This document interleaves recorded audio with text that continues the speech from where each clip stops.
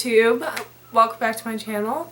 I needed to talk about a topic that has been on my mind a lot, especially looking around social media and cheat meals and people talking about all the food they're eating and my air quotes binge eating. I do air quotes all the time. Binge eating. First off, I need to start this video off by saying I do not work in an eating disorders clinic. I do not have the criteria to diagnose you with binge eating disorder. I'm not telling you you have binge eating disorder. If you do think you have eating disorder of any sort, I suggest you contact a physician and further go on with your habits and stuff like that. This video is not an actual binge disorder where you literally sit down and eat 5,000 calories, a huge mass amount of food. This sort of binging video, which I don't even want to label it, however that's what people call it for some reason, this binging video is going to be about people who think they're binging when diagnostically they haven't binged. So if that makes any sort of sense, a binge needs to be over, I believe it's like 1,000. But what I'm talking about is when people say, I ate 4 cookies, I can't believe I binged out on cookies. That's not a binge. If you guys haven't seen Kara Corey's video on this, I'm going to link that down below, and I highly recommend you watch that video first or right after mine. But this is going to talk about 5 ways to avoid eating off your diet plan, quote unquote binging, even though I just discussed you probably have not really binged. You just ate something that was less nutrient dense. Alright guys, so my tip number 1 would be make sure you're hydrated. A lot of times when you're craving food, partially that's dehydration. When you're dehydrated, you're more likely to go towards food first. So just make sure that you are, I had a little itch, make sure you are drinking enough water. I find when I drink a lot more water, I'm more full and find the need to eat less. I just believe that hydration helps you like keep a clear mind and keep you away from the junk. So there we go. Tip number 2 would be do not have your trigger foods or foods that make you want to overeat in eyesight. So if you guys have a household to your own, I recommend putting the snacks in a hard to reach spot, so somewhere really high up, somewhere where you don't see them. Like, do not buy cookies and set them out on the counter, because every time you walk by it, you're going to want to grab a cookie. So the more you don't see it, the less you think about it. Honestly, when my parents buy something that's more sugary and fatty, if it's left out on the counter, I'm gonna want to grab it. If I never ever see it in the house and they put it somewhere weird and like hide it in some sense, like, you know, kind of like, I don't know, put the food somewhere else, then I don't want it at all, because I don't like think about it all the time. So that is my tip number 2. Tip number 3 would be to get out of the kitchen. I find that when people get bored, we like to eat. It's comforting, it's enjoyable, it just makes you feel good. So if you are finding the urge to overeat or eat something less nutrient dense, like a cupcake or anything like that, chocolate, I recommend doing something else you enjoy. So going for a walk, if you're a girl, painting your nails, take a 20-minute nap, just do something to distract your mind, listen to music, go dance around your house. Like, there's so many other things that you can do than eating 5, 10, 15 cookies at once. Yeah, just do something else you enjoy, and I guarantee you within like 10-15 minutes, your mind's not really going to think about those treats anymore.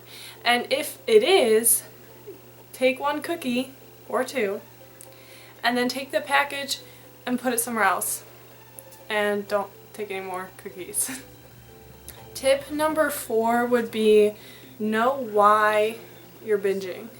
In a sense, when you're competing and at a very high caloric decrease, you will want to eat junk more. This is a survival mechanism that's been given to us since the beginning of mankind, which is survival. So most likely when you are losing weight or dieting, you're going to be missing nutrients, which will lead you to binging more. This is important to recognize, especially if you're severely undereating. So if you're eating 1,200 calories a day and you're finding the need to want to eat crazy amounts of food at once or just slam it all in, you're probably not eating enough. You're probably not getting enough nutrients in, and this is your body trying to tell you, like, eat more, I need more substance.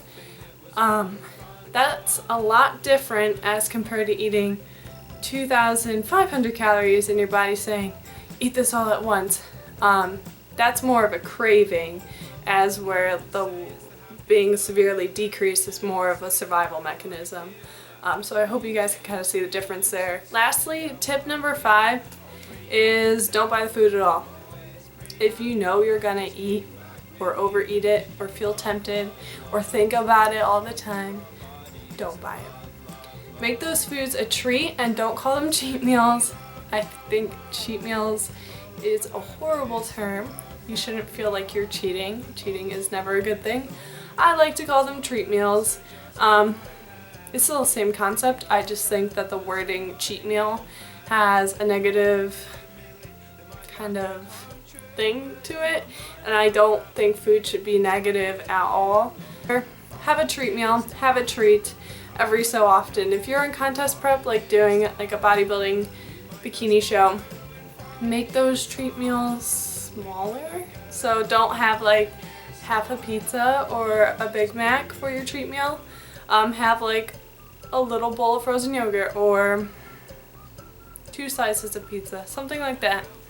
And if you guys are dieting, or let's say you're doing this clean eating thing and want like a treat, make it something where you'll still get somewhat of a nutritional benefit out of it.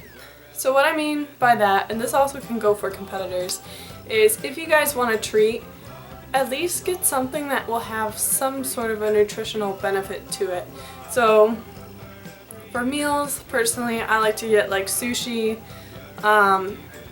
At Olive Garden, they have a light menu, so I'll get like the chicken Sorrento, which it has a little bit of a carby sauce to it, but it's definitely a treat for me. I'll get frozen yogurt. I'll get a coffee from Starbucks, like a nice caramel macchiato, like a skinny caramel macchiato, and that will be my treat. Chipotle, Subway, Panera, stuff like that. Something where it's relatively nutrient dense, like will provide you with vitamins and minerals, but won't make you feel gross after. So not like eating an entire large popcorn, a candy bar, and a large soda. That will probably make you feel really bad. So keep those treats within a good range. I know it's hard, but make them reasonable. And if you want to go big one day, like a Chipotle burrito, don't make that weekly. Make that like a monthly occurrence where you're getting 1,000-calorie burrito. I'm not telling you right now, go get a 1,000-calorie burrito, but it is okay to indulge. It's okay to have a donut every so often.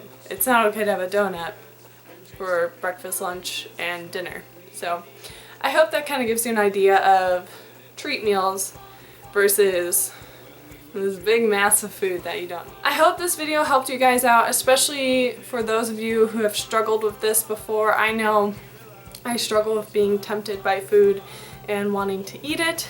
You are not the only one.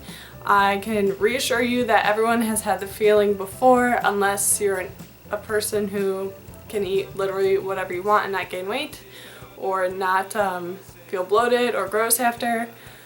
But you're not the only one. People do experience this. I hope that these tips were helpful and that you can apply them to your future everyday life and eating habits. And I will see you guys in my next video. Bye everyone.